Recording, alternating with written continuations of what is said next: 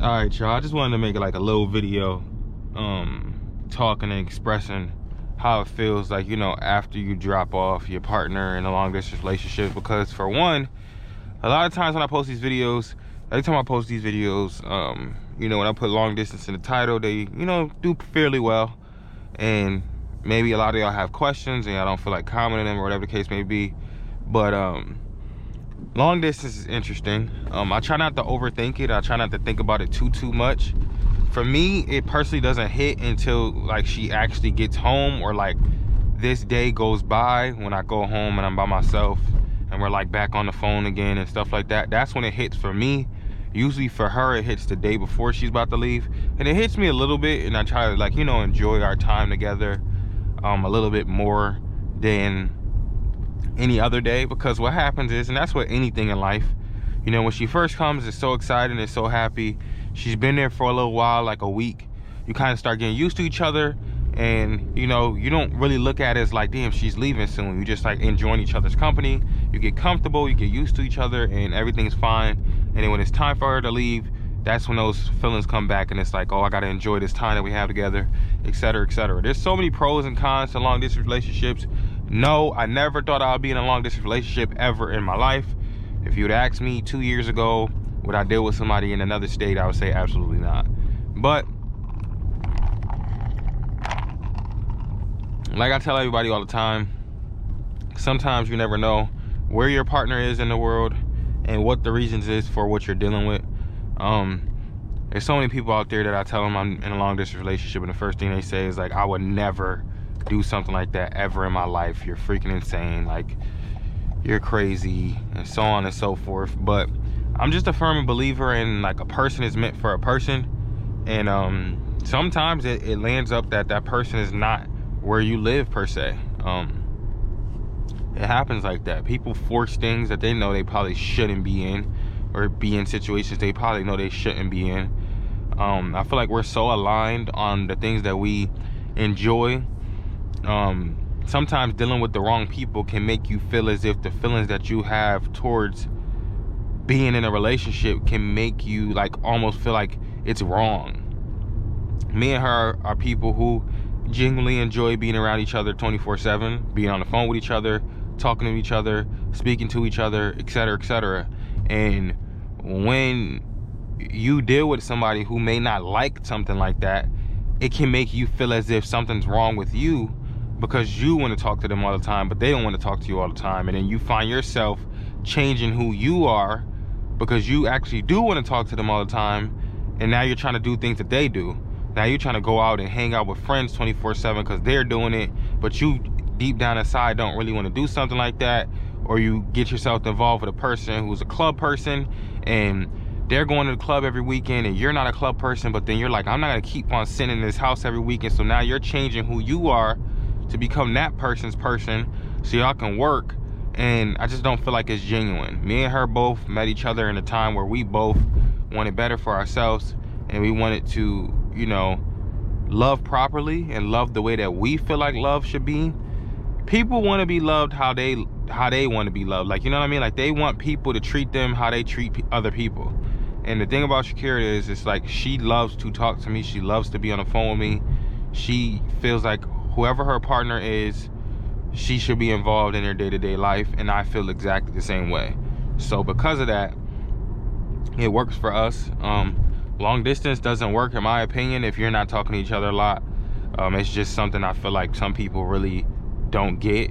If I'm long distancing with anybody, there's no way in hell I'm gonna be just sitting without being on the phone with them all day. Like, it's just crazy. That's insane to me. So, you know, needless to say, it has its challenges, like today when you got to drop her off, and you know, you got to both go about life, and I got to go get my money, and she has to go get her money, so we're able to go see each other all over again. You know, it's not easy, bro. It's not easy at all. It has its challenging ways. It really does. It's some days where, you know, we may get in arguments, and you know, we both feel like, you know, this is it. This is where we don't need to talk to each other no more. I don't want to do this no more. Like, you know, like every couple. But you have something to look forward to, and your time with each other is so limited that you enjoy it so much more. And obviously those could be cons later on, you know. We will have to learn, like maybe once we do get a place together, us being around each other so much can alter how we feel, or things might have to be adjusted, or that could be when we both find out that we got to have our own personal space. But that's for us to learn when we get there. Right now, I feel like everything is the way it is for us for a reason, and it works for us. Whatever works for somebody's relationship doesn't always work for the next person's relationship. People give advice, but don't understand that the advice they're giving is working for what they want. Some people might tell you like, oh, I don't talk to my partner that much. Or you shouldn't talk to your partner that. That's how you feel. That's what works for you. And 9 times out of 10, the person that's giving that advice, I'm telling you right now, they probably going through the worst shit ever, trying to tell you how you should be in your relationship. So, you know, I don't know. Everybody's different. Everything works differently for everybody else, and I'm happy where I am. We have made officially a year being with each other. Time goes by extremely fast. We consider ourselves talking to each other starting in September. That's when we like really started like locking in as far as like consistency, like knowing we was talking to each other consistently all the time. But yeah, around October really is when, like, you know, things got a little bit more solidified in a way. But yeah, I don't know, I just feel like it's been good. And yeah, if y'all ever got any questions about long distance relationships, she lives in North Carolina, I live in Connecticut. The flight is 1 hour and 30 minutes. It's like a 9-hour drive. It works. I'm done driving there. I'm not doing it no more. I'm not putting the miles on my car no more. Absolutely not. Yeah, I was doing it for a little minute. I think I did it two or three times. Did I do it 2? I think it was 2 to 3 times I've done it already in a year, which isn't bad. That's like, you know, some people obsessive with it and go crazy. But I had a situation where the last time I did it where it made the most sense to do it.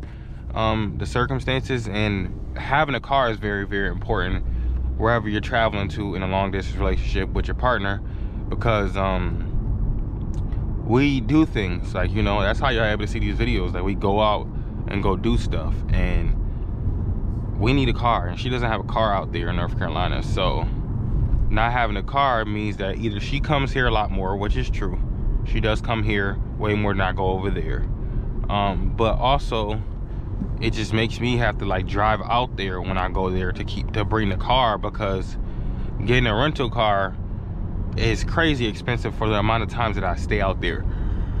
Like, well, I went the last time, I almost stayed for almost a month. I was there for like 3.5 weeks. That long, and then she came back with me. So that long, it's like paying for a rental car that long is gonna run you up a good chunk of change. So that's why it's like, it just makes the most sense, but it's not good for the car in the future. So that's why I said I'm not doing that no more. And she's working on getting her car anyways, so we're on that journey of figuring that out. And then once we figure that out, I'm gonna be able to travel over there. She got her car, we use her car when I'm out there.